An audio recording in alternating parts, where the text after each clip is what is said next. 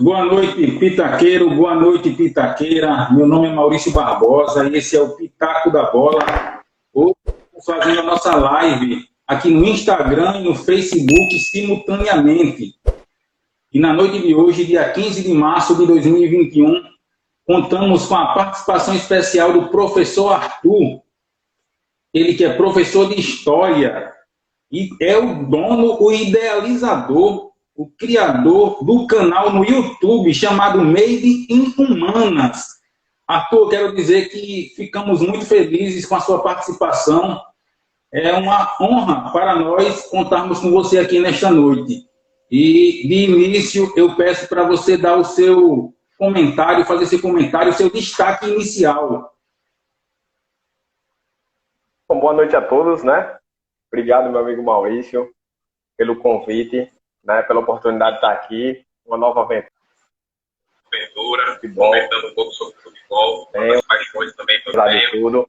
Também, o futebol é fonte de inspiração também. Conheço um pouco e espero que todo mundo daí goste, né? Do nosso importante. E eu gostaria, né, de trazer um destaque especial, né? Mais uma vez, né? O VAR deu o que falar. E a gente vai comentar muito sobre isso no jogo do São Paulo, né? Campeonato Paulista. Apesar de tecnologia, então meu destaque vai para o VAR e para a atuação, né? Nesse momento, né? Teve aí um pouquinho de problemas nesse jogo dessa semana, nesse fim de semana aí que passou. Queremos dar um abraço aí para o pessoal que está nos acompanhando, o Severino Oliveira, lá de São Bernardo do Campo, em São Paulo. Um abração aí para você, Severino, e para toda a sua família. Um abraço também para o Damião Félix, para a Ana Júlia Nascimento, para a Márcia Correia Garcia, para todos que estão nos acompanhando aqui no Face e no Instagram. Iniciamos com uma nota de pesar, né? O nosso intuito aqui, o nosso interesse não é trazer notícias tristes, mas foi algo que aconteceu e nós temos a obrigação de mantermos todos bem informados. O jogador Gilmar Fubá, conhecido como Gilmar Fubá, infelizmente faleceu no dia de hoje. Ele foi campeão mundial pelo Corinthians no ano de 2000 e ele faleceu por conta de um problema ocasionado com um câncer de medula óssea. Ele tem um tipo de câncer de medula óssea e apenas aos 45 anos ele faleceu. Além de ser campeão pelo Corinthians no ano de 2000, ele também foi campeão mundial, né, em 2000 com o Corinthians. Além disso, ele foi campeão paulista em 97 e também campeão brasileiro em 98 e em 99, defendendo o Corinthians. Nós lamentamos o falecimento dele e ficamos muito tristes por conta disso. Que Deus possa cuidar da família dele, abençoar a todos, iluminá-los e protegê-los para que eles possam suportar essa dor, que é algo muito difícil, né? Perder uma pessoa assim da família. Nós iniciamos com essa notícia, é uma pena, nós lamentamos, mas foi um fato que aconteceu nesta segunda-feira e nós iniciamos falando sobre isso. Continuando aqui, Arthur. Como todos nós sabemos, a partir do dia 15, que é hoje, né, o governo de São Paulo, ele, por conta do coronavírus, resolveu suspender todos os jogos de futebol do estado de São Paulo por 15 dias. Então, tem esse decreto governamental e o futebol está paralisado por 15 dias. O que você pensa sobre isso? Qual o pitaco que você pode dar com relação a esse assunto? Então, meu amigo Maurício, tu pegou todo mundo de surpresa. Nós já sabemos dos números que têm ocorrido em todo o Brasil, né? Vivemos um momento muito difícil referente à pandemia, nesse segundo momento. A Federação Paulista, principalmente o governo do estado, assim dizendo, ele tomou uma decisão inspirada exatamente nos números que têm ocorrido por lá. É uma decisão sensata, e se tratando de todo o contexto que está acontecendo, né, problemas com relação à UTI e tudo mais. Porém, os times que compõem a Federação Paulista de Futebol assumiram as condições de protocolo, né, todas as questões de protocolo, assumiram todas as responsabilidades possíveis, apesar de que recentemente houve um pequeno descuido, né, na verdade um grande descuido por parte da delegação do Corinthians, Porém, hoje, no dia de hoje, né, segunda-feira, ambos tentaram se reunir, ainda não ficou fechado nada, nem decidido nada, mas nesse momento, meus caros amigos, observando a questão da sensatez, né, Casagrande, grande comentarista, explicava muito disso, são muitas pessoas morrendo, o estado de São Paulo é um dos que mais matam hoje por coronavírus, e eu acredito que a bola, ela pode rolar em qualquer momento, mas as vidas, elas não se recuperam. Então, acredito que foi, sim, uma decisão muito sensata nesse momento do governo de São Paulo, nesse caso, e a Federação Paulista, mesmo discordando da situação, porque haveria mais um atraso, enquanto outros campeonatos conseguem continuar aí Brasil afora, mas nesse momento da pandemia, seria algo muito mais interessante nesse momento, pausar para cuidar dos atletas e também de seus familiares e também do povo de São Paulo. Realmente, Arthur, eu acredito que foi também o meu pitaco é no sentido de que o governo de São Paulo acertou. O momento que estamos atravessando é um momento muito difícil. É evidente que não somos autoridades nessa área de saúde, né? Mas, mesmo assim, qualquer pessoa de bom senso, pessoa prudente, entende que o momento agora é de paralisar realmente o campeonato. Não há necessidade, essa necessidade extrema de o campeonato continuar, certo? Apesar de que a Federação Paulista está tentando alternativas para que o campeonato não pare, né?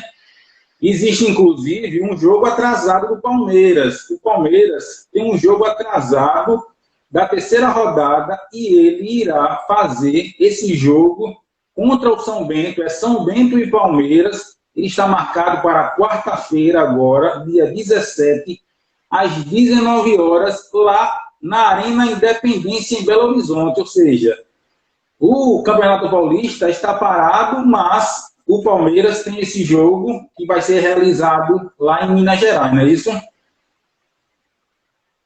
Exatamente. Os times, né, os times de São Paulo, juntamente outras federações, né, como, por exemplo, a do Rio de Janeiro, né, o governo do estado do Rio de Janeiro, que se dispôs a ceder, né, espaço para esses jogos, porém, logo depois voltou atrás. Minas Gerais também não vive um momento muito bacana, inclusive muitos clubes do interior, eles estão indo para a capital, Belo Horizonte, para fazer os seus jogos, para mandar seus jogos. Um exemplo, por exemplo, o Coimbra, né, é um time bastante... é um time considerado pequeno, né, dentro de Minas Gerais, mas ele está mandando seus jogos, por exemplo, na Arena Independência, lá em Belo Horizonte. Então é um detalhe muito importante nessa situação aí. Inclusive, não fecharam um acordo ainda, repetindo aquela primeira fala minha, sobre essa expectativa, né? Nós temos muitas indefinições ainda, muitas promessas, e basta saber, porque quando a gente mexe com essa questão de decreto, né, ficamos nessas incertezas. Então, acredito eu que esses campeonatos também ficam incertos. A única certeza que nós temos é que pessoas têm perdido as vidas, né? E que nesse momento, por sensatez, seria interessante a paralisação nesse momento. Inclusive, o Severino aqui de São Bernardo do Campo, como eu falei, disse que até a várzea parou lá, está tudo parado. Então, não é só o campeonato profissional que está parado, né? O campeonato também é amador. Eu quero registrar a presença do meu irmão Alex Barbosa, juntamente comigo. Nós criamos o Pitaco da Bola lá no YouTube, né? Lembrando que nós temos um canal lá no YouTube. Vocês podem ver o canal, se gostarem, se inscrever, compartilhar, né? Divulgar o nosso canal lá, divulgar o canal do Arthur, Made in Humanas. Então, Alex Barbosa, qual o seu destaque inicial? Boa noite a todos que estão nos assistindo, pessoal do Instagram, do Facebook. O meu destaque é o Flamengo, que mais uma vez não conseguiu vencer o Fluminense. E já tem um período que o Flamengo vem tropeçando contra o Fluminense e dessa vez manteve, né, esse pequeno tabu que está se formando aí. O Flamengo não ganha do Fluminense. Nós vamos falar sobre diversos assuntos, né, dentre eles sobre esse jogo aí. Nós estávamos falando sobre o Campeonato Paulista e tivemos jogos da quarta rodada. Os principais jogos, né, levando em consideração os clubes maiores, assim, entre aspas, né, digamos assim. O Palmeiras venceu a Ferroviária por 2-0, um jogo em que o Palmeiras tem vencido, né? O Palmeiras tem vencido, mas a Ferroviária jogou bem, deu uma pressão no Palmeiras. O Palmeiras, evidentemente, não está com um time titular, né? O Palmeiras, ele tem colocado em campo os meninos, né? Entre aspas também, né? Os jovens, e eles estão dando conta, estão vencendo. O que importa é vencer. Às vezes a partida não é uma partida assim bonita de se ver, o Palmeiras sofre pressão em alguns momentos, mas tem vencido. O Palmeiras venceu por 2-0, o Santos venceu o Ituano por 2-1, o São Caetano perdeu em casa para o Corinthians por 1-0, e o Novo Horizontino venceu o São Paulo por 2-1, e o destaque do Arthur foi esse jogo do São Paulo, né? Então, eu gostaria que você comentasse com relação a esses jogos, Arthur, principalmente no que diz respeito ao jogo do São Paulo. Então, meu caro amigo, né? Prazer enorme rever meu amigo Alex aqui presente com a gente. Tem uma satisfação enorme trocar ideia de futebol com vocês. É um bate-papo muito, muito além das quatro linhas, é papo de irmão mesmo. Então, olha, meu caro Maurício, o jogo do São Paulo, né? Foi um jogo bem interessante no que diz respeito à condição. O time que jogou contra o São Paulo precisava do resultado, estava com seu treinador, né, na corda bamba, literalmente. Mas time grande de São Paulo contra time menor do interior tem sempre grandes jogos quando os pequenos estão dispostos a jogar.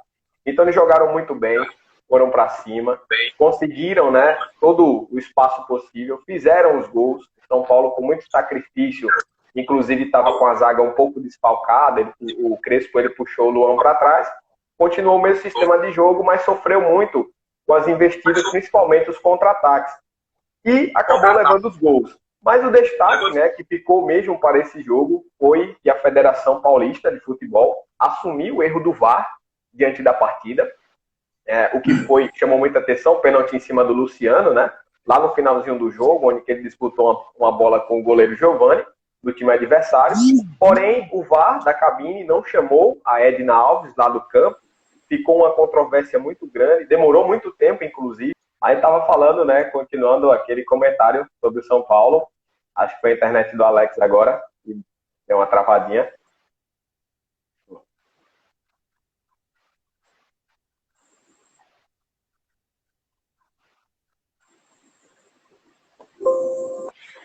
A internet está dando uma falha, certo?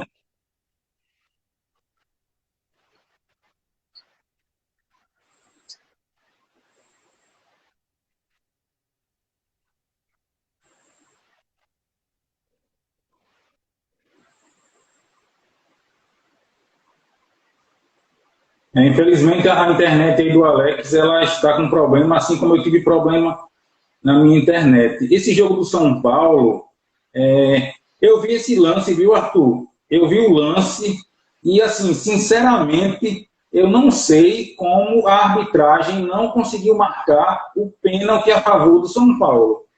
Porque um pênalti escandaloso. Foi um pênalti escandaloso. O goleiro do Novo Horizontino trombou no jogador do São Paulo, no atacante do São Paulo, e o que me impressiona é que o jogo tem o acompanhamento do VAR, né? O jogo tem o acompanhamento do VAR. E mesmo com o acompanhamento do VAR, a equipe da arbitragem não conseguiu visualizar um lance tão simples de ver, né? A Edna, né, que tinha feito uma boa partida no Clássico, mas, infelizmente, ela não conseguiu ver, provavelmente estava mal posicionada, mas tudo bem. Hoje em dia, os árbitros, eles confiam muito e esperam o VAR dar informação, né? Só que aí, passou batido pelo VAR, o VAR deixou passar, o lance seguiu, e, no final das contas, o prejudicado foi o São Paulo, né? E aí a federação admite o erro, e o São Paulo fica como nessa situação? Exatamente, não tem como voltar atrás, né? O que fica marcado exatamente, que é a questão do meu destaque, é como a federação se posicionou, né? É uma decisão meio que unânime, ou seja, quando ele vê e diz, olha, nós falhamos, nós erramos, vamos tentar corrigir o erro. Mas, né, é aquela velha situação, não é de hoje que o VAR tem falhado nas competições esportivas aqui dentro do país, né? Quando a gente coloca a referência de fora, a gente vê que necessariamente lá tem-se um treinamento, lá tem-se uma determinada importância, os atletas sequer chegam perto dos árbitros, né? O que é uma mania muito grande do jogador brasileiro, é daquela pressão. Porém, em situação real de jogo, né, de momento, nós não temos como voltar atrás, né? Fica um time mais uma vez prejudicado e, na minha concepção, meu caro Maurício, isso pode, inclusive, mais tarde, né, ali naquela questão de classificação dos grupos, pode fazer toda uma diferença, né? Um ponto hoje dentro do campeonato paulista, que é uma guerra, literalmente, seria algo muito importante. Então, perder esse ponto, na minha concepção, no São Paulo, mesmo com todas as dificuldades, foi, sem dúvida, um resultado muito negativo, né? Nesse sentido. E você vê que o Campeonato Paulista, ele é um campeonato assim, muito acirrado, a disputa é muito grande, né? Diferentemente de outros campeonatos, quando começa o Paulista, você não sabe quem irá vencer. Evidentemente que em outros campeonatos ninguém sabe quem vai vencer, mas você geralmente dá o seu pitaco, dá a sua opinião em clubes que têm mais chances. Por exemplo, no Mineiro, sempre sobra para o Cruzeiro ou o Atlético Mineiro. A tendência é aí, né? Então, se você tiver que dar um palpite, um pitaco, você vai dizer, quem vencerá o Mineiro vai ser o Atlético, quem vencerá o Mineiro será o Cruzeiro. Às vezes o América Mineiro, mas é mais difícil. Agora, o Paulista, quando você pergunta quem será o campeão paulista, aí você tem o Santos, tem o Corinthians, tem o São Paulo, tem o Palmeiras, aí tem o Bragantino agora, que vem forte também, né? E, às vezes, numa situação dessa, pode fazer diferença lá na frente. Apesar de que, mesmo com esse jogo, o São Paulo, ele está bem classificado. Ele é o líder, né, do grupo B. O grupo A, o líder é o Corinthians com 8 pontos. Todos os clubes do grupo A fizeram 4 jogos. O Corinthians tem 8 pontos, o Santo André 5, Inter de Limeira 3 e o lanterna do grupo A é o Botafogo de São Paulo.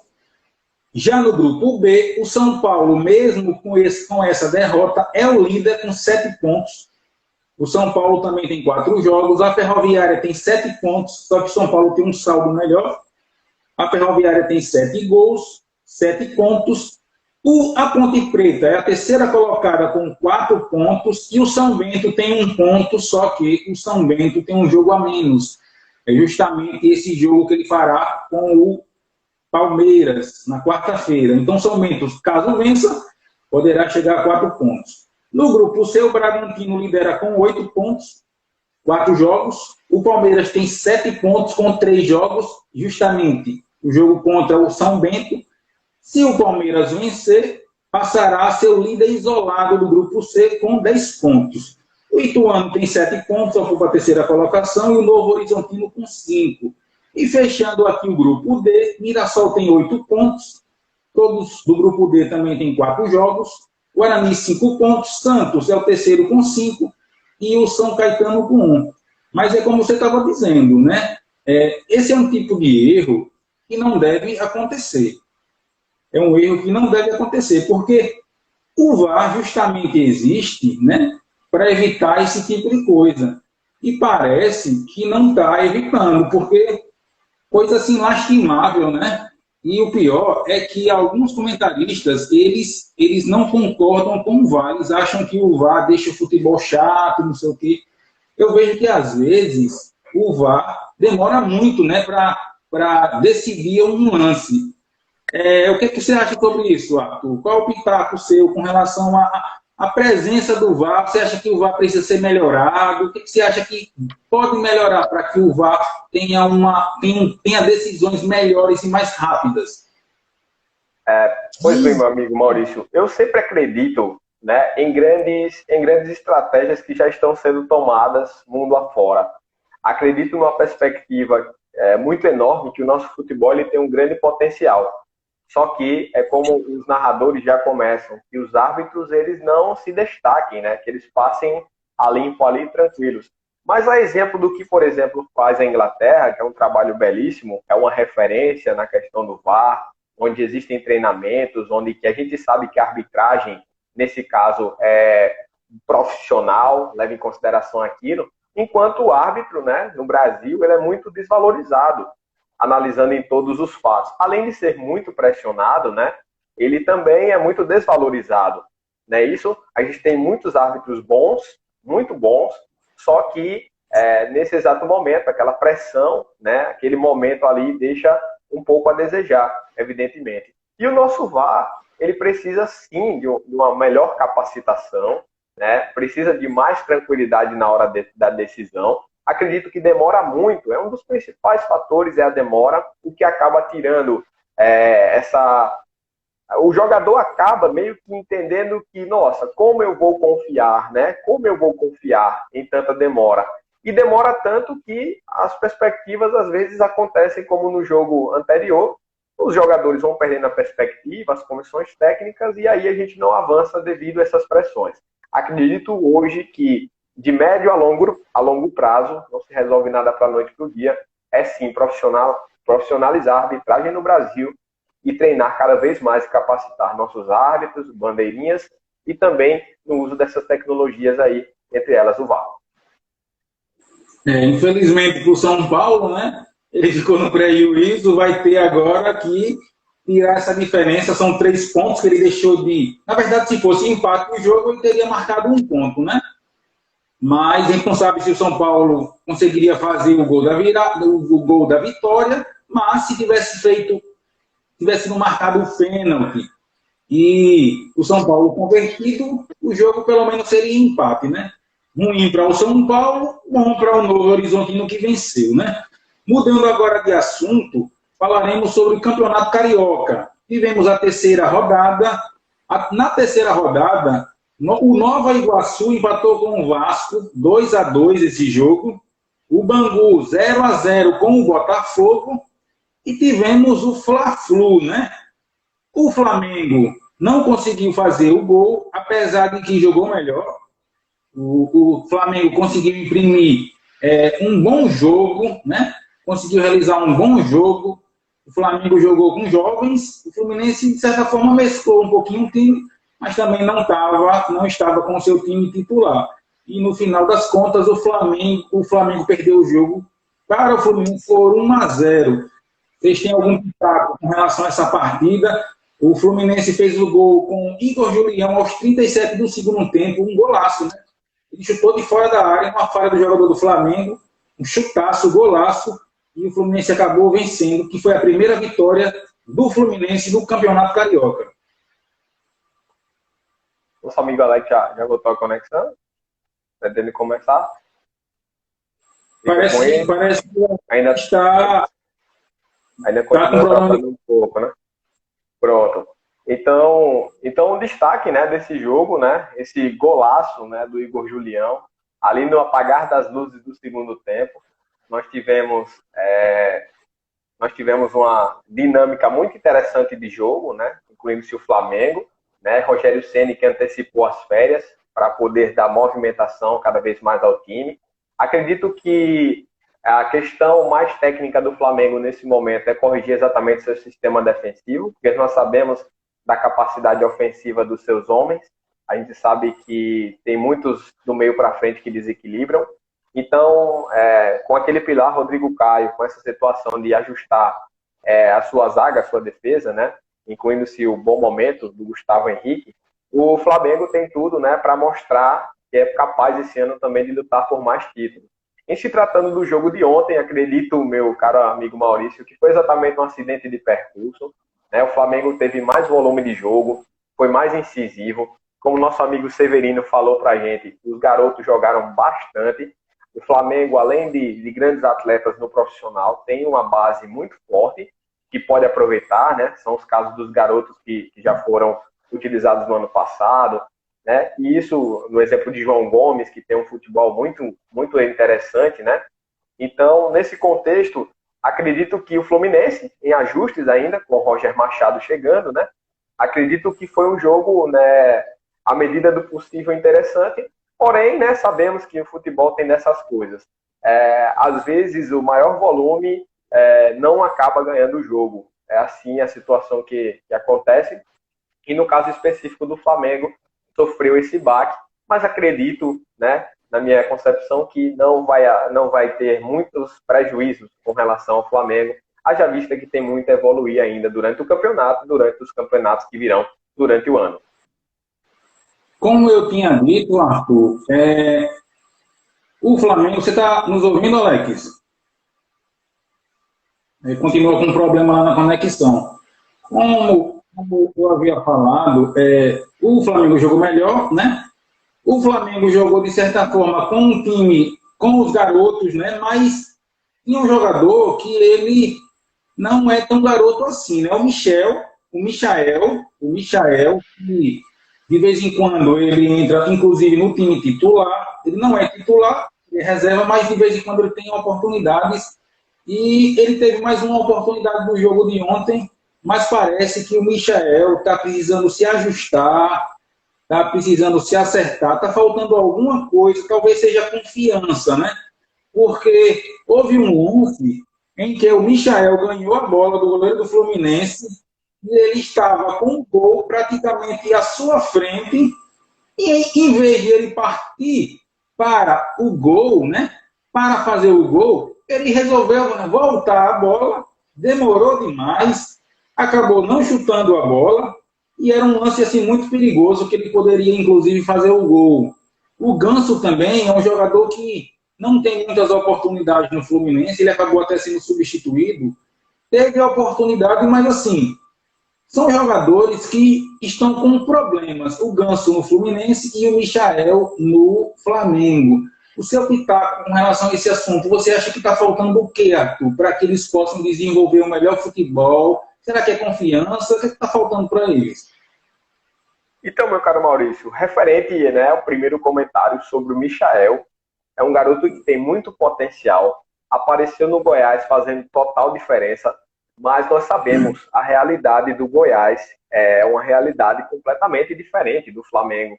Recentemente, ele deu até uma entrevista falando dessa situação, onde que ele tratava-se como um reserva meio que de luxo. Ele falava, nossa, eu sou o reserva do Flamengo. Mas acredito eu que em fases como, por exemplo, tiveram Everton Ribeiro no ano passado, né? E oscilou bastante, né? Ele, sem dúvida, seria um dos caras, na minha concepção, que teria essa vaga na ponta direita, exatamente para fazer aquela fumaça, né, que nós conhecemos. Qualidade ele tem. Disso nós sabemos, disso nós temos consciência. Mas talvez, por conta exatamente dessa questão de estar ali na reserva, de não ter essa confiança, como você disse, em lances claros de gol, né, você meio que volta atrás e diz, o que é que eu estou fazendo aqui, né? Então, um jogador de futebol de um clube como o Flamengo não pode pensar dessa maneira. Ele tem que ser incisivo, até porque as chances são únicas, né? E a gente repete, os garotos têm tomado as chances e mostrado o que exatamente a torcida precisa. E o Michael é um desses casos. Ele precisa olhar ao seu redor. Talvez uma conversa com o Rogério Ceni pode chamar mais da qualidade que ele tem. Acredito eu que nesse momento o Rogério vai parar um pouquinho, né, depois de tantas atribulações aí dos campeonatos anteriores, e vai conversar um pouquinho com ele, e sem dúvida ele vai extrair um pouco mais de Michael. Quanto ao Ganso, né, nós já temos uma realidade do Ganso que desde o Sevilha nós esperamos resultado do Ganso, né? Depois da saída do Santos, aquelas questões conturbadas. Acredito eu que o Ganso perdeu um pouco essa alma de jogar futebol. Qualidade ele tem, nós sabemos muito que ele tem isso. E no exemplo claro, né? Você perder, me desculpa o Ganso, mas perder uma vaga para o Nenê, que tem total qualidade também. O Nenê é um excelente, um exímio jogador, faz toda a diferença no elenco do Fluminense nesse momento. Foi uma excelente contratação na minha visão. Mas o Ganso, de tudo que nós esperávamos, qualidade técnica ele tem, porém falta um pouco mais de incisão, e isso nós já esperamos muito dele, e infelizmente até agora não obtivemos resultado. O resultado prático o tempo está passando, as pessoas têm esperado um pouco mais sobre o Ganso, porém nós não temos aquela dimensão que a gente esperava de um craque como ele, quando despontou lá no Santos com o Neymar. Alex, estávamos falando sobre o Fla-Flu, né? O Flamengo, apesar de ter jogado melhor, perdeu. Michael, mais uma vez, teve a oportunidade e não jogou bem. E o Ganso também teve a oportunidade no Fluminense e também não jogou bem. Qual o seu pitaco em relação a essa partida? A primeira pergunta foi como? Não entendi. Do Ganso? O Michael jogou, teve a oportunidade e não jogou bem, né? O Ganso também teve a oportunidade e foi substituído. O Flamengo, como um todo, jogou melhor e no final das contas acabou perdendo, né? Qual seria o seu pitaco em relação a essa partida? O Michael, primeiramente, né, no Flamengo.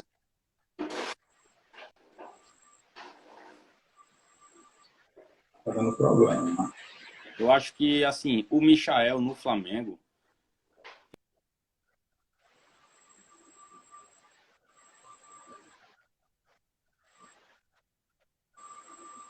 O Alex está com problema lá na conexão. A minha regularizou aqui, mas ele está ainda com problemas lá. Ele está até lamentando lá que a gente com problema lá na internet. Ele está com problema lá, vamos continuar por aqui, né? E aí, meu amigo Arthur, já não bastasse o Flamengo perder o clássico, né? Porque dizem assim, se perder, se o Flamengo, que o Flamengo geralmente tem times assim, bons times, tem dinheiro para investir. No Rio, evidentemente, que é o time que possui o maior poder aquisitivo, né? Então, dizem assim, se vencer é obrigação. Mas quando perde, diz, tá vendo? Perdeu. Aí critica se ganhar, critica se perder, então é assim. Aí já não bastasse o Flamengo perder, houve essa polêmica aí envolvendo o Gabigol, né? O Gabigol estava de férias ainda, se apresentou hoje. Hoje ele se apresentou ao Flamengo e ele foi pego num cassino, né? E aí, em entrevista, ele admitiu que faltou sensibilidade da parte dele. Será que foi só sensibilidade mesmo? No local havia mais de 200 pessoas, né? Além de o Gabigol desobedecer a ordem do governo, que não se pode aglomerar, é proibido que se tenha aglomeração por conta do coronavírus, né? E tanto é verdade que os campeonatos estão parando por aí, né? Os campeonatos estão parando, então não há essa permissão de aglomeração. Então, ele desobedeceu essa questão. Além do mais, praticou em tese, porque eu digo em tese, porque nós não somos juízes, promotores, delegados para analisar essa questão criminal, mas em tese pode ter havido a prática de uma contravenção penal de jogos de azar, cuja pena é de detenção de 1 a 3 meses ou multa, né? Além de tudo, ele deu um mau exemplo, né? Qual o seu pitaco com relação a esse assunto, meu amigo Arthur? Olha, meu caro Maurício, falta de sensibilidade mesmo. Um dia antes, né, de se apresentar, literalmente das férias, o Gabigol, ele infelizmente teve esse equívoco, né, da parte dele. Infelizmente foi um erro que vai ser analisado, né? Ele deu uma entrevista ontem ao Fantástico, né? E tentou meio que abafar um pouco o caso, explicar algumas situações, enfim, mas nós repetimos aquela dinâmica que nós falamos da paralisação do Campeonato Paulista, né? Nesse momento, dizer que faltou sensibilidade, inclusive durante a entrevista, né? Gabigol falava, eu já estava meio que saindo, quando eu vi e percebi que tinham muitas pessoas aglomeradas. Acredito que isso não aconteceu, né? Infelizmente foi uma falha dele. Bola ele tem para jogar, nós não duvidamos da capacidade técnica, da capacidade de decisão que ele tem, porém são exatamente esses contextos, né, que vão marcando o atleta, e talvez uma futura negociação nesse sentido aí. Acredito que ele ainda sonha em chegar em um grande clube da Europa, qualidade ele tem, futebol ele tem, mas nesse momento foi uma mancada, assim dizendo, que o nosso amigo Gabriel Barbosa deu, e agora a gente espera que ele em campo, né, ele possa ajudar o Flamengo, esquecer o extracampo e focar 100% na equipe, né? Então, como você falou, tem a questão também de estar diante de um cassino, né? Jogos de azar no Brasil não é permitido, não é isso? Nós sabemos por lei. Porém, nesse momento, né, porém, nesse momento, o Gabriel Barbosa, infelizmente, ele largou um pouco do que estava bem, né? Muito bem, inclusive, um jogador que estava fora, digamos assim, das manchetes de jornal, só estampava as manchetes de bom futebol, né? E de ajudar o Flamengo naquela arrancada do Campeonato Brasileiro do ano passado. Porém, agora, né? Um erro que custou um pouco caro para ele, sem dúvida, porque muita gente ainda vai pegar no pé dele acerca disso. Aí eu pergunto, viu, Arthur, pegando o gancho aí, né? Veja só, eu pergunto aí, o Flamengo, a diretoria do Flamengo, deveria punir o Gabigol, lembrando que o Flamengo já se manifestou, a diretoria já se manifestou, o clube, né? No sentido de que não deve multar o Gabigol. Por quê? Porque ele estava de férias e isso se refere a um assunto particular, um assunto da vida dele, né? Que só interessa a ele. Eu penso que esse assunto, ele não interessa apenas ao Gabigol, porque o Gabigol, quando foi pego no cassino, todos vão dizer, o Gabigol, jogador do Flamengo. Ah, mas o Gabigol estava de férias, ele ia se apresentar na segunda, se apresentou na segunda, treinou, tudo mais, tudo beleza, certo. Mas o Gabigol de onde? Do Flamengo. E aí, de certa forma, atinge o clube, né? Atinge o clube. A gente sabe que esses jogadores de futebol são muito famosos, até a garotada aí que é torcedora de outros clubes, às vezes o garoto é torcedor do São Paulo, do Palmeiras, mas tem uma admiração pelo Gabigol, né? O garoto vê o Gabigol jogando e diz assim, eu quero crescer e ser igual ao Gabigol. Isso pode ser o Gabigol, pode ser qualquer outro jogador. Eu vejo aquele jogador, né, um excelente jogador, quando eu crescer eu quero ser igual a ele, eu vou imitá-lo e tal. E aí, né, como você disse, ele deu essa mancada, né? Parece até, a gente olhando assim, parece até ingenuidade da parte dele, mas ele já é um homem, né? Não tem como ser ingênuo numa situação dessa. Porque eu fui lá jantar. Poxa, jantar num cassino é um negócio meio esquisito, né? Exatamente, meu caro amigo. E eu me recordo também, né, de um momento importante, vocês devem se recordar aí também de casa, de um momento em que o Flamengo não estava bem na temporada e que os garotos, né, saíram para aproveitar. Um deles foi o goleiro, né, o Hugo Souza, né, e tiraram as fotos lá, ele estava com outro garoto, só não me recordo que era outro garoto nesse momento. E naquele momento foi feito todo uma dimensão, com certeza, com as consequências dos garotos, o que fizeram e tudo mais. Era jogo decisivo, inclusive, contra o São Paulo, né? Na Copa do Brasil, pré-jogo, se eu não estou enganado, do evento. E nesse momento, né? O Gabriel, ele é patrimônio do Flamengo. E o Flamengo é muito maior que o Gabriel, certo? O Flamengo, a instituição Flamengo, na minha concepção, é muito maior que o Gabriel. Certo? É superior ao Gabriel. Então, nesse momento, onde quer que ele vá, ele leva a marca do time.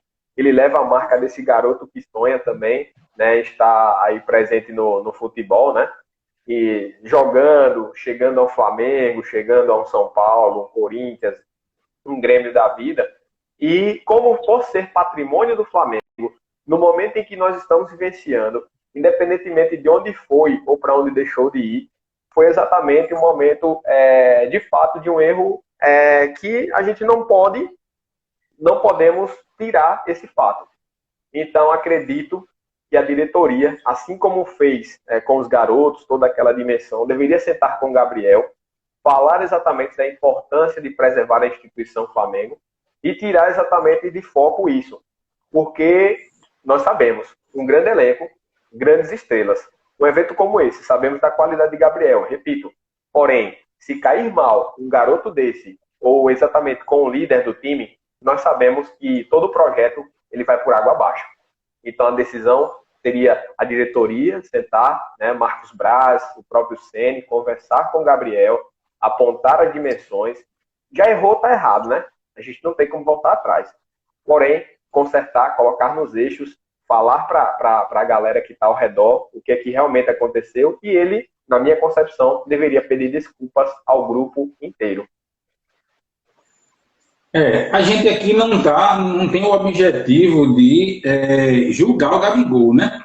ele está analisando o ato que ele praticou, né, que não foi um ato correto. A gente espera que ele não faça mais isso, porque, como a gente já falou, ele é um exemplo, né, para a garotada aí. E a gente espera de estrelas como o Gabigol, espera bons exemplos, né? E esse não foi um bom exemplo. A gente espera que isso não aconteça novamente e que as pessoas possam evitar esse tipo de coisa. Até porque, como ele estava aglomerado, ele, caso tenha algum problema, pode prejudicar os colegas de trabalho. Aí, de repente, a pessoa se aglomera e tal, aí contrai o vírus, e aí os colegas de trabalho? Qual o seu pitaco com relação a isso, Alex? Estávamos falando sobre o Gabigol, né? A polêmica de ontem, que ele foi pego no cassino, e essa atitude dele não foi nada que uma atitude louvável, né? Uma atitude incorreta. Falamos que a gente não está aqui para julgá-lo, mas, infelizmente, ele fez esse tipo de ato que não deveria ter feito. Qual o seu pitaco com relação a essa situação?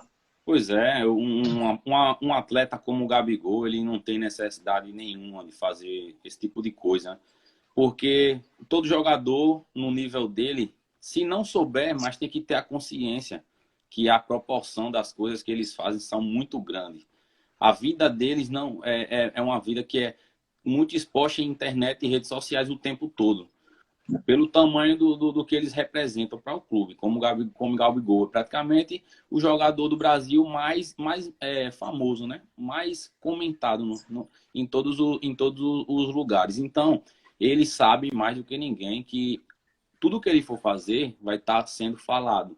Então, na minha visão, ele não poderia estar se expondo dessa maneira, porque fica uma imagem negativa, é uma situação muito difícil que o mundo está passando. Todo mundo tá correndo aí, tá vendo como é que tá as coisas. E aí ele deveria se preocupar com o lado dentro do campo. Se ele quisesse fazer festas, reuniões com amigos, tá certo que isso não é uma atitude correta, mas já que ele estava querendo rever pessoas, ele poderia fazer isso num local privado, num local mais fechado, não em uma boate, não em um negócio público, porque até então todo mundo sabe que não está autorizado esse tipo de coisa, né? Não está podendo abrir, e aí ele faz uma atitude dessa e gera outros assuntos mais que não deveria. Na minha opinião, ele não precisa disso, jamais.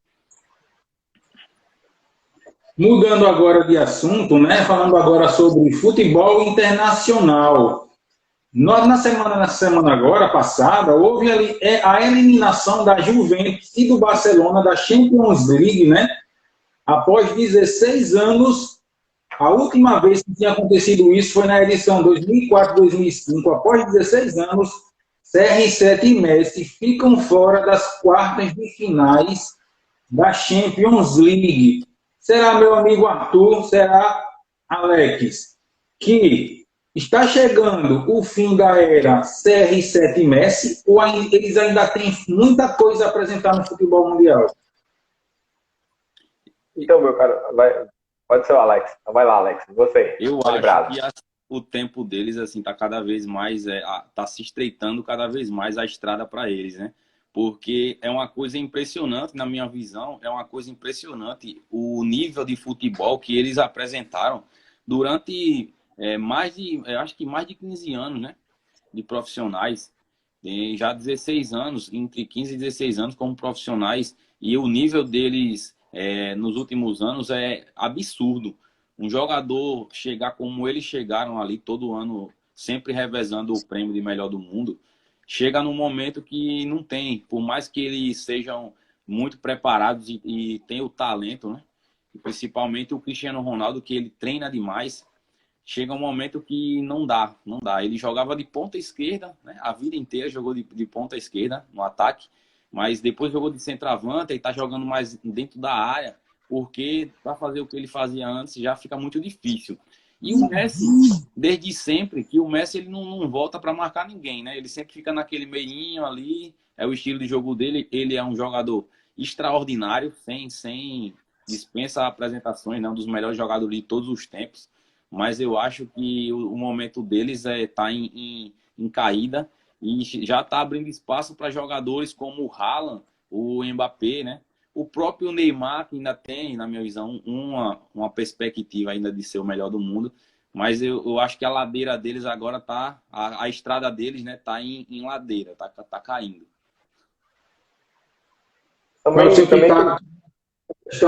Meu amigo Arthur. Também concordo exatamente em pontos com o meu amigo Alex. É perceptível, nós sabemos, nós que acompanhamos uma grandes gerações de jogadores se aposentando, parando. Eu não acreditava, por exemplo, quando o Ronaldo encerrava sua carreira no Corinthians em 2011. Era muito difícil acompanhar aquilo. Dentre outros grandes jogadores em que acompanhei, Lampard, Gerrard, enfim, vários outros, Nesta, esses caras, Gattuso, o próprio Kaká, são enormes gerações, nós sabemos, e que o futebol ele é dinâmico e ele é apaixonante por conta disso.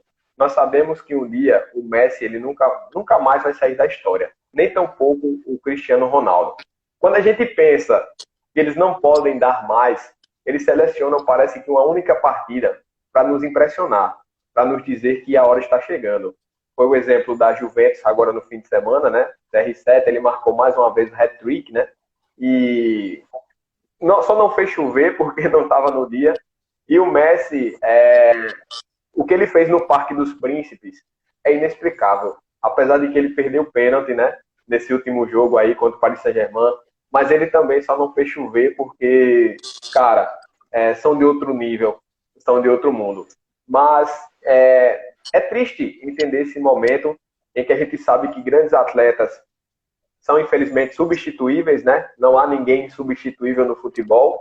E é uma pena também a gente ver grandes clubes como o próprio Barcelona, no qual nos encantou na era Ronaldinho, Eto'o, né, entre outros, e a própria Juventus, uma seleção de ouro entre Nedved, entre outros caras. Mas exatamente assim, as novas gerações vão chegando, o futebol vai se adaptando, ele acaba nos apaixonando, mas acredito também que o gás de Messi acredito que ainda tem um pouco mais para queimar, né, de lenha para queimar, e o Cristiano Ronaldo, nesse momento ali, ele tem oscilado um pouquinho, né, inclusive se colocou até a dimensão dele voltar para o Real Madrid, né, dias atrás, mas a gente acredita que a era dele está sim chegando ao fim, e cada vez mais a gente precisa, né, aproveitar cada jogo desses caras, porque sem dúvida são fantásticos, extraordinários. Conforme você falou, Arthur, a gente está dizendo, mas o CR7 e o Messi estão chegando próximos ao final de suas carreiras, mas, como você mesmo falou, né? O CR7 contra o Cagliari, a Juventus venceu 3-1 com 3 gols do Cristiano Ronaldo, hat-trick, né? Fez 3 gols. E esse jogo, particularmente, ele foi muito especial para o Cristiano Ronaldo. Por qual motivo? Porque ele atingiu oficialmente, em jogos oficiais, né? Ele atingiu 770 gols, né? Ultrapassando a marca do Pelé.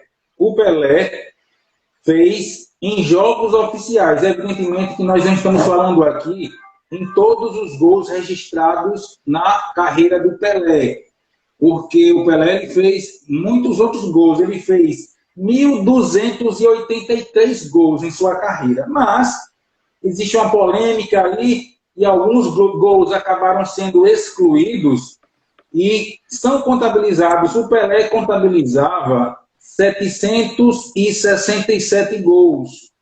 O Cristiano Ronaldo, com os 3 gols, atingiu 770, ou seja, ultrapassou o Pelé, né?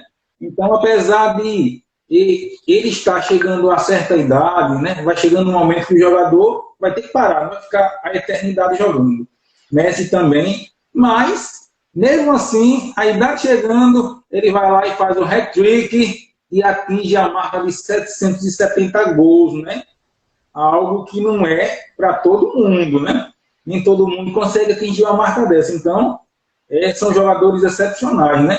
Inclusive, o Pelé mandou uma mensagem para o Cristiano Ronaldo. O Pelé disse assim: parabéns por quebrar o meu recorde de gols em partidas oficiais. A minha única lamentação é não poder te dar um abraço hoje. Essa foi a declaração do Pelé, né? Parte da declaração do Pelé por conta desse número de gols atingidos pelo Cristiano Ronaldo. Parabéns ao Cristiano Ronaldo, né? A gente espera que eles continuem jogando por mais tempo, mas vai chegar um momento realmente que eles não vão conseguir, né?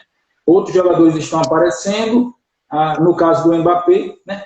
Também, o Haaland também, jogador excepcional.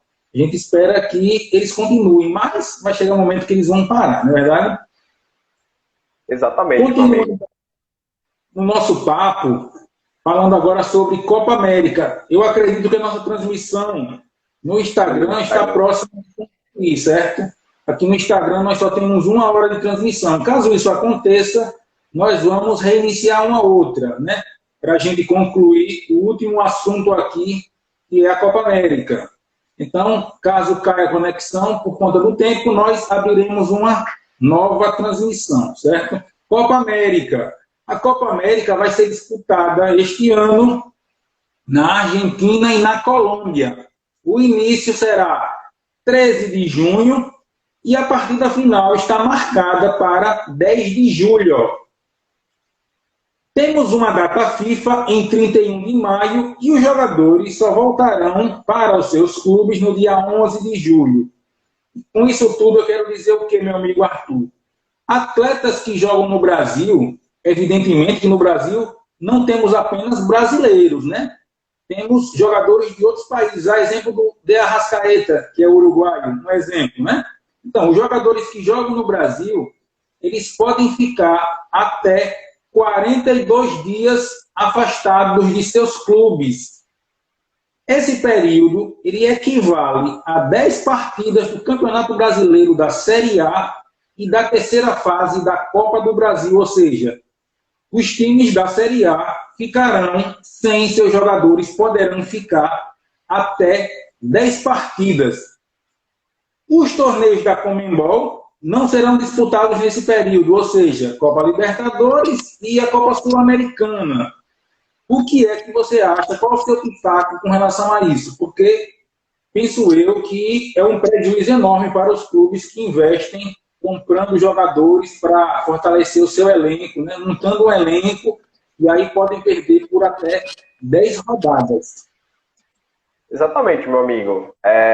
Existe uma dinâmica, né, no futebol, principalmente essa relação que nós temos, é muito histórica essa relação do calendário da América do Sul, né, das nossas Américas, com exatamente os calendários europeus, entre outras competições que temos no mundo afora.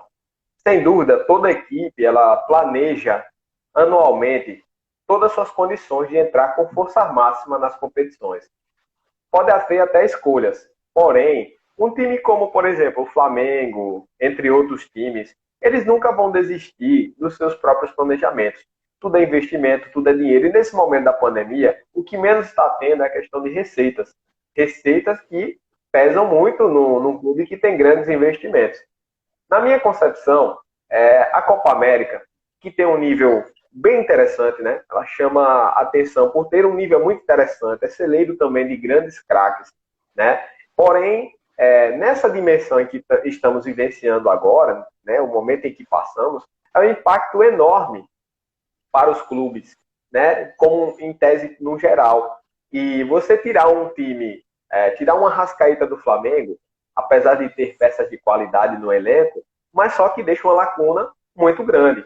Entre outros, né, que estão aí. Por exemplo, se tira-se o Otero, né, e o Soteldo da vida, um do Corinthians, outro do Santos. Ver essas questões da Copa América para a gente poder ter, né, de alguma maneira, resultados satisfatórios e não haver tantos desfalques, né? Porque a gente sabe que perdendo esses atletas não consegue abrilhantar tanto, né, quanto se a gente tivesse com os atletas reconhecidos mundialmente e também aqui nacionalmente.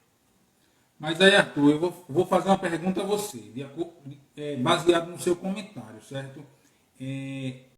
Você acredita que a Copa América, nesse momento, ela é tão importante assim mesmo? Porque, veja só, nós temos a questão da pandemia, muitos jogadores irão se reunir, né, nesse torneio, nesse campeonato, né, em 2 países, apesar de todo o cuidado mas haverá reunião de muitos jogadores, né, de vários países, e eu não sei se esse campeonato seria assim tão importante. Você não acha que poderia até se pensar numa nova data, até porque a Conmebol paralisa suas competições, né? Copa Libertadores, Copa Sul-Americana, e o Campeonato Brasileiro continua a todo vapor. E aí prejuízo para os clubes, né?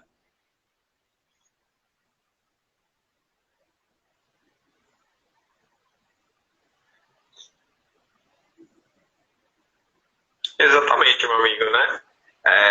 Acredito que nesse momentinho, acho que só foi o áudio aí, né? Pronto, vai aceitar lá no Instagram e vai ficar melhor assim a questão do áudio. Certo. Acredito que nesse momento uma paralisação seria viável, né? Voltando aqui no Instagram. Tô ao vivo. Pronto, massa. Então, nesse momento, talvez a mudança exatamente nos rumos do calendário, a Conmebol ela precisa ter essa perspectiva, ter essa nova dinâmica e observar os fatos, né? Observar os fatos e criar artifícios que, repito, a competição possa ser abrilhantada. Retirando o brilho da competição, não há um retorno importante, assim sendo, não há mídia, não há toda uma referência. Então, nesse momento, é muito mais viável a Conmebol tomar uma nova decisão, estipular uma nova data para os craques, né, participarem da competição aqui na América do Sul. Quero agradecer a todos, né, que estão nos acompanhando nessa live, tanto no Facebook quanto no Instagram. E dizer aos pitaqueiros e pitaqueiras aí do Instagram que eu não consigo fazer aqui comentários e me comunicar com vocês no Instagram, porque eu estou ao mesmo tempo aqui no Insta, no meu celular, né? Consigo acenar em alguns momentos, né? Em alguns momentos eu estou acenando aqui, mas não consigo estar enviando mensagens. E como os nomes passam assim rapidamente, eu não consigo lê-los, né? Não consigo, inclusive, lembrar dos nomes das pessoas que estão aqui nos visualizando. Então, eu peço perdão por isso. Pelo Face, eu consigo, porque eu estou utilizando um aplicativo aqui, e eu consigo ver os comentários, né? Então, as pessoas que comentam, eu posso liberar o comentário aqui na transmissão do Face. Mas no Insta, eu não estou conseguindo fazer isso, porque eu estou sozinho, como eu falei, né? Nas duas plataformas, não estou conseguindo enviar as mensagens. Quando eu posso, no máximo aqui, acenar. E agradeço, né, as pessoas que estão nos acompanhando. Meu amigo Arthur, só para a gente concluir aqui, né, a última informação, já que estamos falando sobre a Copa América, o Grupo A, né, que vai ter a sede na Argentina, o Grupo A terá as seguintes seleções. A seleção anfitriã da Argentina, o Chile, o Paraguai, o Uruguai e a Bolívia. Já no Grupo B, teremos o Grupo B, a sede é na Colômbia, teremos a anfitriã Colômbia, o Brasil, o Peru, a Venezuela e o Equador. O Brasil estreia no dia 14 de junho, é um dia de domingo, contra a Venezuela, na cidade de Medellín. De acordo com o que nós estamos observando, de acordo com o que você está observando, as seleções, né?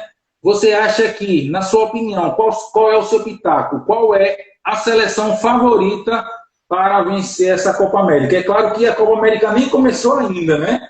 Mas aí a gente precisa de um pitaco anterior, né? Porque se a gente acertar, aí vai dizer, tá vendo? Olha, eu falei que a seleção tal ia vencer e venceu. Se a gente errar, a gente fica calado, não diz nada. Exatamente, meu amigo. Olha, é muito difícil. Acredito que o cenário agora, nesse momento, né, de grandes seleções, como, por exemplo, a Colômbia, que está passando por reformulação, né? O próprio Uruguai, né, que tem o Tabárez, que é um cara que eu admiro muito, ele conhece muito de futebol, né? um mestre que sabe muito bem da sua seleção. Eu acredito que o Brasil entra como o principal favorito pela base que tem montada, pela situação em que estamos vivenciando, pela qualidade, claro, dos jogadores, e por ver no cenário argentino, por exemplo, né, uruguaio. Uruguai acho que entra também com muita força, sempre entrou, a raça deles é muito, muito grande, mas pela manutenção de outras seleções, né, como o Chile, por exemplo, que passa por renovação também, né? Então, a Colômbia, como eu citei aqui, o Equador, que tem muita disposição, mas acredito que não tem muita sorte, né, durante essas competições grandes, podem sim esses correr por fora, os que eu citei. Mas o Brasil, meu amigo Maurício, ele entra assim como favorito, tem uma grande seleção à sua disposição. O Tite conhece muito bem a sua seleção, já vem jogando há algum tempo, né, com a mesma base. Particularmente falando, tem uma base muito forte, com atletas que têm se destacado ainda na Europa, né, fazendo muito. Só questões pontuais de acrescentar outros que merecem convocação e entrar, né, com alma para poder fazer uma grande competição. O Brasil, sim, na minha concepção, favorito. Pode acontecer um deslize aí, né, mas devido à situação atual, basicamente, das outras seleções. Então, o Brasil chega com esse favoritismo. Você acha, seu pitaco, como você disse aí, né? Vou levar em consideração a sua resposta. O Brasil, caso não seja o campeão, porque assim, a gente sabe que de fato o Brasil é o favorito. Se o Brasil, por um acaso, ele não vence a competição, o Tite corre algum risco, assim, na sua opinião? Qual seria seu pitaco? Você acha que seria muito ruim para o Tite a ponto de ele ter o seu cargo ameaçado? Olha, nós sabemos, né, que por questões mesmo do nosso futebol, é muito difícil estar no cargo de técnico da seleção. Nós sabemos muito disso, inclusive por conta do destaque, né, dos estrangeiros recentemente no futebol do nosso país. É muito difícil mesmo da gente ter uma concepção acerca disso. O Tite provou na última Copa América, na última construção, né, do elenco que participou da Copa da Rússia, ter muita qualidade na montagem do elenco. Porém, na minha concepção, vacila naquele antigo modelo de acreditar somente em um parâmetro, acreditar somente em um processo. Se o Brasil, meu caro Maurício, que eu acredito que não ocorra, né, sair, por exemplo, numa fase de grupos, acredito que isso sim pesaria nessa concepção de substituição do comando técnico. Porém, certo? Nós sabemos que é muito inconstante. Nós precisamos saber do toque do elenco, como vão se comportar, se ainda vão acreditar no projeto, para aí sim fazer uma troca. Mas, como temos a Copa aí muito próximo, né, muito perto, seria uma concepção equivocada de troca de comando. Até porque, necessariamente, precisaríamos do ciclo. E o ciclo de 4 anos, aliás, 6 anos, né? Assim dizendo, já está sendo montado. Basta saber se teremos o resultado. Como o futebol é muito incerto, ele é muito incerto, acredito que nesse momento o Tite continua até a Copa do Mundo. Até a Copa do Mundo. A não ser que ocorra uma tragédia muito grande, eu não acredito nisso. Acredito que a seleção está preparada para arrasar nessa competição. E aí ele chega com força ali para a Copa de 22. E quem sabe o Brasil, né, lute pelas vagas ali até chegar, quem sabe, ao título. Quero mandar um abraço também para o Estênio Carvalho, ele que é meu primo e está nos acompanhando lá do Rio de Janeiro, viu? O Estênio é flamenguista. Estênio, um abração aí para você, para todo o pessoal, viu?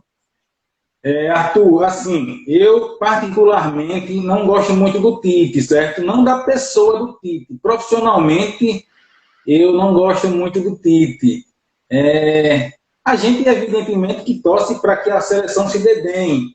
Mas se acontecesse uma tragédia, como você disse aí, e se a gente tivesse certeza que o resultado da tragédia seria a demissão do Tite, aí a gente pode até pensar 2 vezes, né?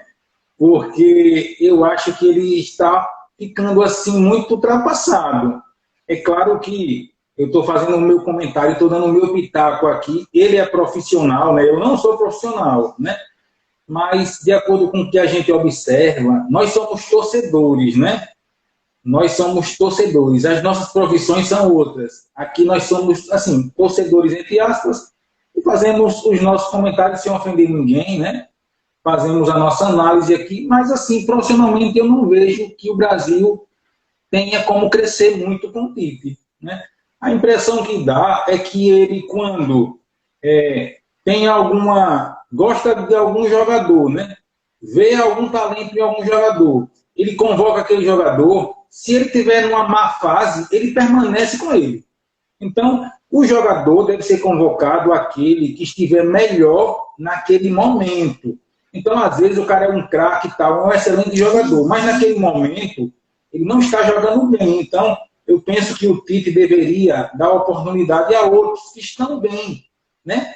Mesmo que ele não jogue fora do Brasil, mesmo que ele joga aqui no Brasil, mas porque dá mais valor ao jogador que joga na Europa e tal, não. Às vezes tem jogador aqui no Brasil que está numa fase boa, mas tem jogador da Europa, aí convoca o Fernandinho, não sei o quê. Rapaz, o Fernandinho, para mim, já era. Não tem como estar convocando o Fernandinho, os jogadores que ele convoca, Felipe Coutinho, não tem condição, são jogadores que nem jogam nos seus times, eles não jogam nos seus clubes. E como é que é convocado para a seleção? Então eu vejo que às vezes o Tite se apega muito, né, a essa questão de fechar o grupo, não sei o quê, e aí o grupo está fechado, mas não está, não tem um time, uma seleção bem organizada. Então eu penso que a oportunidade que o Tite teve na seleção já devia ter sido mudada há muito tempo, desde a época em que o Brasil foi desclassificado na Copa do Mundo. Então, para mim, ali já era o momento de haver uma substituição. Mas, como você disse, estamos próximos de uma Copa, então talvez não seja, né, o melhor momento. Eu falei como torcedor, mas analisando direitinho, talvez realmente não seja o melhor momento. Então, nós estamos concluindo, Arthur, né, a nossa live após aproximadamente 1h20, né? Começamos 20 horas e alguma coisa, em poucos minutos, estamos concluindo. Eu gostaria que você fizesse a sua análise final. Então, meu caro, né? Obrigado mais uma vez pela oportunidade, né, de estar aqui. Agradecer a todo mundo que passou por aqui, né? Os destaques especiais ao professor Deco, que passou por aqui lá no início, né? A galera que falou comigo aqui. Passou também o Cauã, né? O Cauã, nosso amigo Cauã Menezes, que está trilhando aí sua carreira já no futebol, certo? Entre outros e outros aqui que falaram bastante aqui comigo, eu notei esses aqui, né? E por isso falei aqui, são os que eu lembrei, né? Os que não lembrei, desculpa aos alunos, alunas que passaram por aqui. Agradecimento, né, especial ao meu amigo Maurício, né? Como sempre, nos dando essa oportunidade de falar sobre aquilo que é nossa paixão, né? A gente gosta muito do futebol, por isso a gente está aqui como torcedor, mas também como analista do propósito, né? Quer trazer boa informação para vocês, né? Isso que o Pitaco da Bola quer, trazer informação, deixar você ciente. Então, a noite de segunda-feira é uma noite diferente, né? É uma noite diferente por conta disso. É o momento da gente apreciar o futebol de uma maneira raiz, né? De uma maneira local, vendo exatamente essa percepção nossa daqui, né? Então, agradecer pela oportunidade, por tudo de hoje, né? Agradecer também aí a galera falando aí, obrigado mesmo. E nos vemos nas próximas, sem dúvida, com mais futebol, com mais notícias, do torcedor ficar feliz aí.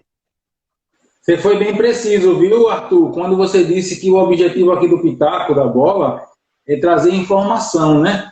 Muitas vezes as pessoas não têm tempo de ver um programa no domingo, um programa esportivo no domingo e tal, tá com a família, não teve tempo, foi à missa, foi ao culto, não teve tempo e tal.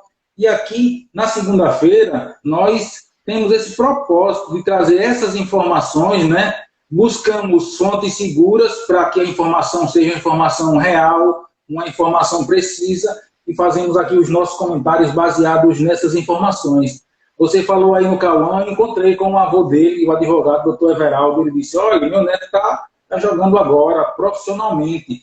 Salvo engano, é no Mato Grosso, ele está jogando. Exato. Ele me falou um clube, mas infelizmente eu não lembro. Então, um abração para todos vocês. Já está convidado o professor Arthur Vasconcelos para o nosso próximo programa, se Deus permitir, a nossa live na segunda-feira que vem, né? Dia 22, não é isso? Eu acho que é dia 22, o dia 22, né? Então, está convidado já o professor Arthur, dia 22, a partir das 20 horas, aqui no Facebook e no Instagram.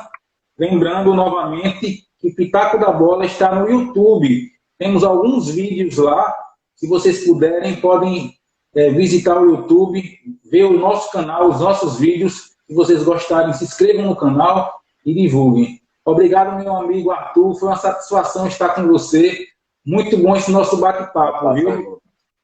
Espero você na próxima e espero legal. Todos vocês. Então, Deus os abençoe, tenham uma boa noite e até segunda-feira que vem.